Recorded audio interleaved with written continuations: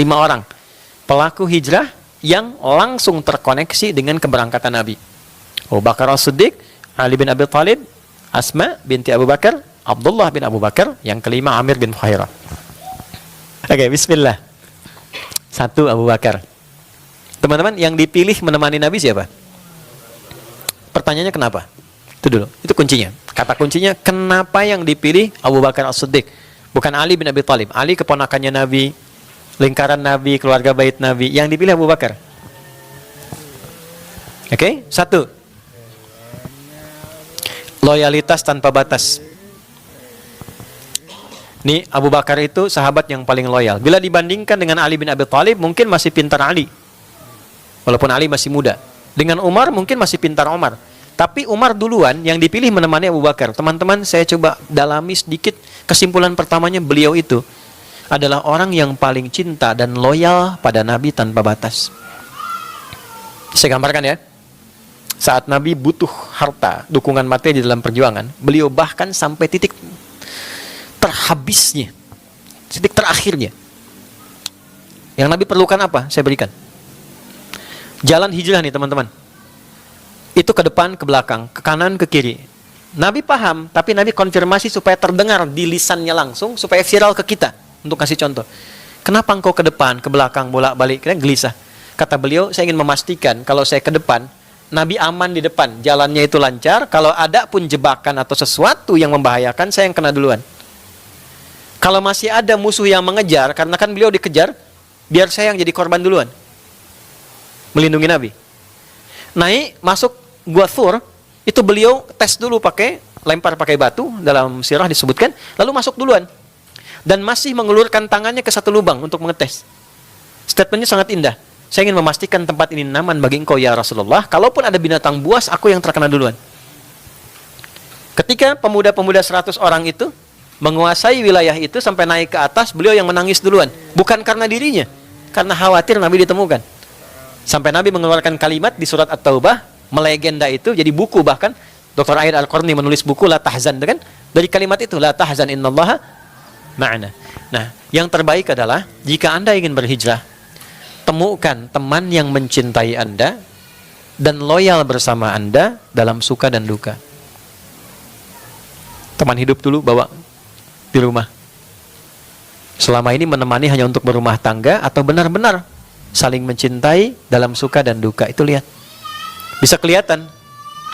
Ya, sebentar ya. Ada masalah ngeluh, Den. Nuntutnya banyak tapi nggak ngasih solusi. Hijrah. Kan berpartner. Sama-sama. Oke? Ke orang tua, kerabat, cari teman yang baik. Jadi hijrah itu nggak bisa sendirian. Cari guru yang betul-betul perhatian pada Anda, bukan hanya transfer pengetahuan.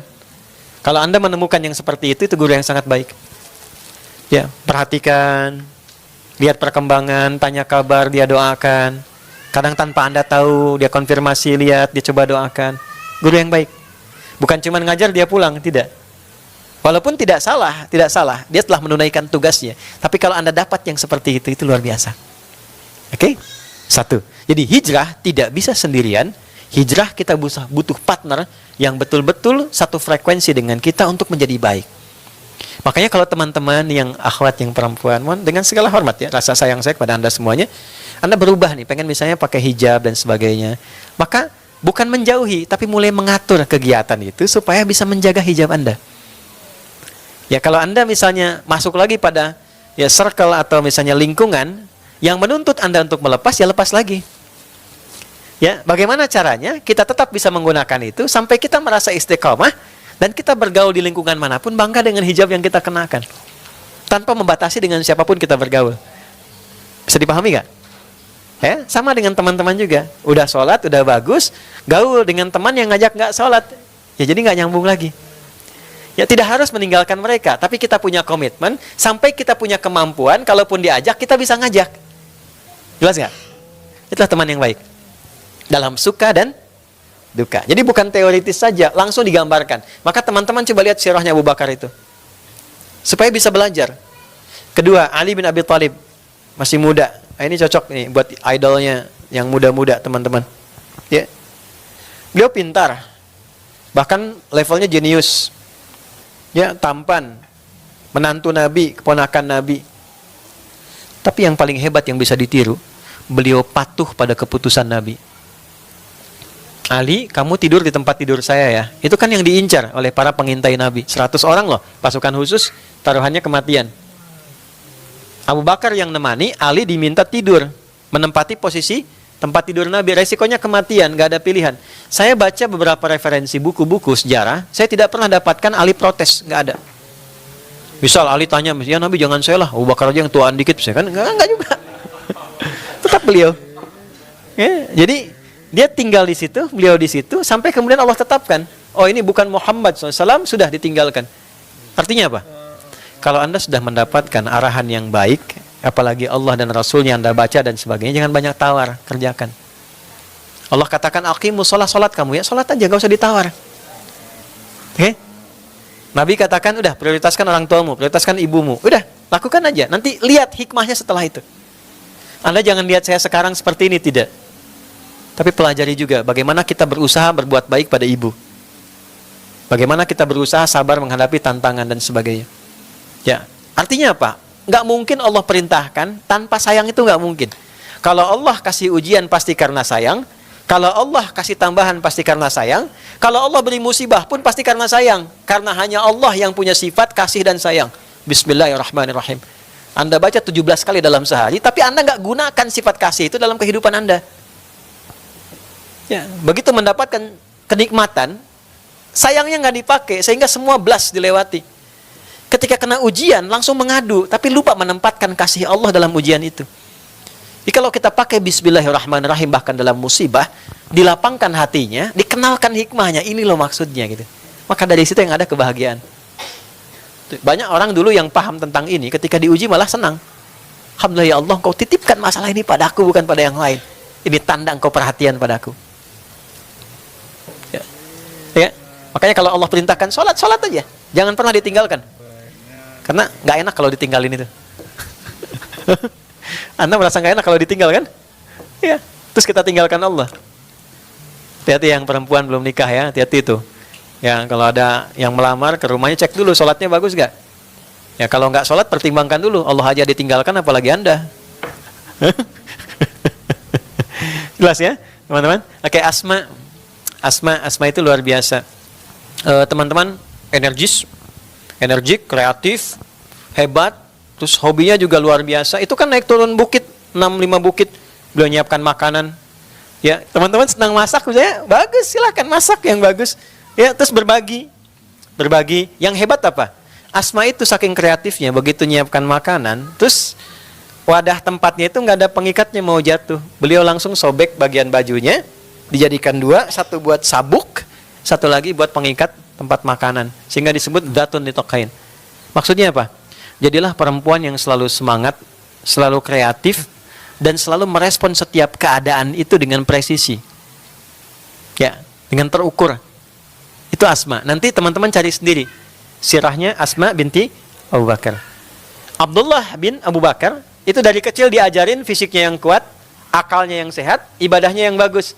Sampai ditugaskan langsung, tolong amati, ini orang Quraisy masih ngejar enggak? Selain ngantarkan makanan, lihat ke bawah. Maksudnya apa? Kalau punya anak-anak, dari kecil dilatih, selain fisiknya yang sehat, olahraga yang bagus, diajarkan juga ya ilmu-ilmu yang baik, sehingga terasah pengetahuannya, sesuai dengan bakatnya. Dulu, orang kalau sudah 9 tahun, tuh, apalagi perempuan, itu matang semua. Ada 3 orang anak kecil, laki-laki, datang ke depan Ka'bah. Ini viral. 3-tiganya bilang gini, ya Allah, izinkan aku nanti jadi presiden. Temannya bilang, ya Allah, izinkan aku kalau dia presiden, aku panglimanya.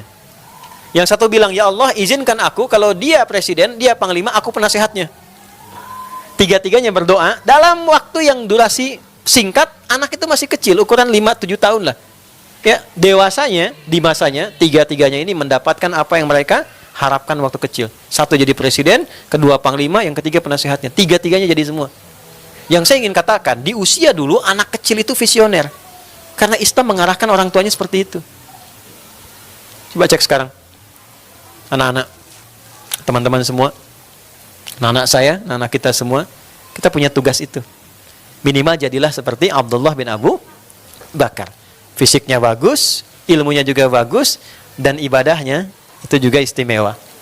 Ya, ajarkan dari sejak dini ya, teman-teman tahu caranya masing-masing. Terakhir yang ketiga, Amr bin Fuhairah. Itu penghapus jejak. Penghapus jejak. Jadi begitu Nabi jalan, dihilangkan supaya tidak ketahuan orang yang mengikuti. Ya, di antara hikmahnya adalah selalu membuat strategi yang baik dan dibawa ke ilmu hikmah menutup amalan yang kira-kira tidak harus dipublikasikan. Tuh. Jadi kalau ada kegiatan yang kira-kira nggak harus orang tahu ya, tutup aja. Hapus jejaknya. Jangan cuma di lagu menghapus jejak. Tuh ya. Nah, tapi buktikan dalam kehidupan yang nggak bagus, hapus supaya riyanya hilang. Amal nggak usah disebut-sebut. Alhamdulillah ini ada rumah musyawarah, ini fulan-fulan gini.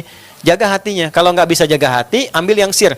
In tubdus shadaqati fa ni'ma hi wa in tukhfuha wa tu'tuhal fuqara fa huwa khairul lakum. Kalau Anda mau yang sifatnya terbuka, nggak apa-apa kalau bisa jaga hati. Tapi kalau nggak bisa jaga, silent aja. Pilih mode silent. Disamarkan aja. Jelas ya? Nah, ini gambaran-gambaran 5 sosok. Jadi untuk berhijrah, 1, niatkan punya teman yang baik. Oke? Yang kedua, berupayalah untuk menaati Allah dan Rasul-Nya. Yang ketiga, selalu berusaha mengembangkan pengetahuan sehingga iman itu ditopang oleh ilmu yang kuat. Yang keempat, selalu semangat, kreatif walaupun orang memandang kita biasa-biasa. Maksudnya apa? Dari Asma tadi yang perempuan. Orang menyebutnya kamu perempuan, kamu terbatas. Tidak. Buktinya Asma juga bisa naik bukit. Buktinya Asma juga semangat. Buktinya Asma juga pintar. Dan yang terakhir, kalau sudah beramal, jaga amal itu dengan baik. Tidak harus kemudian marak dipublikasikan. Jelas Mas ini? Itulah hijrah, itulah hijriah, dan itulah resolusi yang bisa kita siapkan menyambut tahun baru 1447. Saya sudah sampaikan, Anda sudah dapatkan, tinggal dipraktekkan. Silahkan bedakan rasanya, rasakan bedanya, dan pasti akan terasa bedanya. Saya kira itu teman-teman sekalian. Terima kasih untuk teman hari ini. Sudah masuk Duhur?